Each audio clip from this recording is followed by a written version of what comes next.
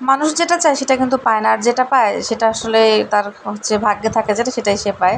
যেমন হচ্ছে যে গত কিছুদিন হয়েছে যে মানে এতটাই গরম পড়ছিল, এর মাঝে হচ্ছে আমার বাসায় একটু কিছু গেস্ট ছিল, আমার শাশুড়ি ছিল, দেবর ছিল।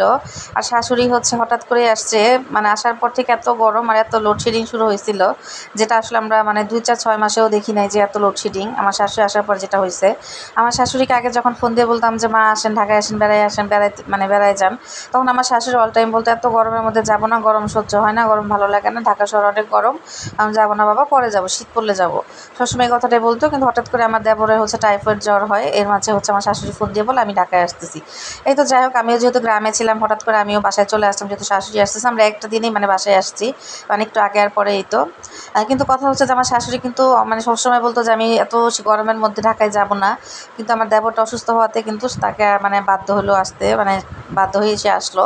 এখন যেটা হচ্ছে যে কথা হচ্ছে যে আমার শাশুড়ি যেদিন গেছে তারপরের দিন থেকেই হচ্ছে মুষলধারে বৃষ্টি, ঠান্ডা, প্লাস কোনো কারেন্ট যায় না।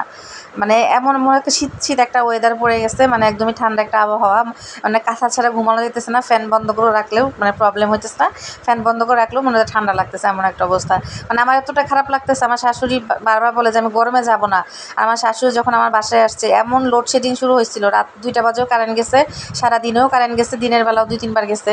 কিন্তু এত লোডশেডিং কিন্তু 2-4-6 মাসে আমার বাসায় হয় নাই। কিন্তু আমার শাশুড়ি মা যখন আসছিল, মানে সেম এভাবেই হচ্ছে লোডশেডিংয়ে ছিল, প্লাস হচ্ছে গরম ছিল।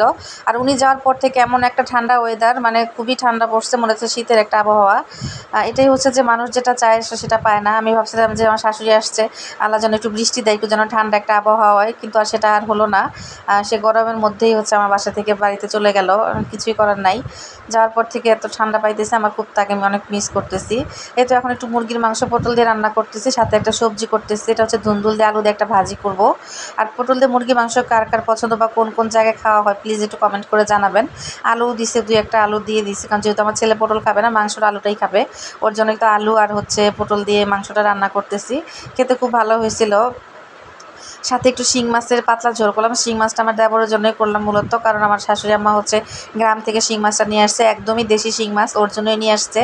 তাই ওর জন্য একটু শিং মাছটা আমি একদম পাতলা ঝোল করে দিলাম, যে ওর খেলে হয়তো শরীর একটু ভালো লাগবে বা শক্তি পাবে। শিং মাছ তো আসলে রুগীর খাবার।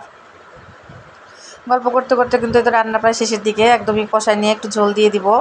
আর হচ্ছে রান্নার কালার যতটা সুন্দর হয় সবসময় মনে রাখবেন যে খেতেও কিন্তু ততটাই মানে ভালো লাগে। আর এই তো শিং মাছের ঝোলটাও পাতলা করে নিচ্ছি।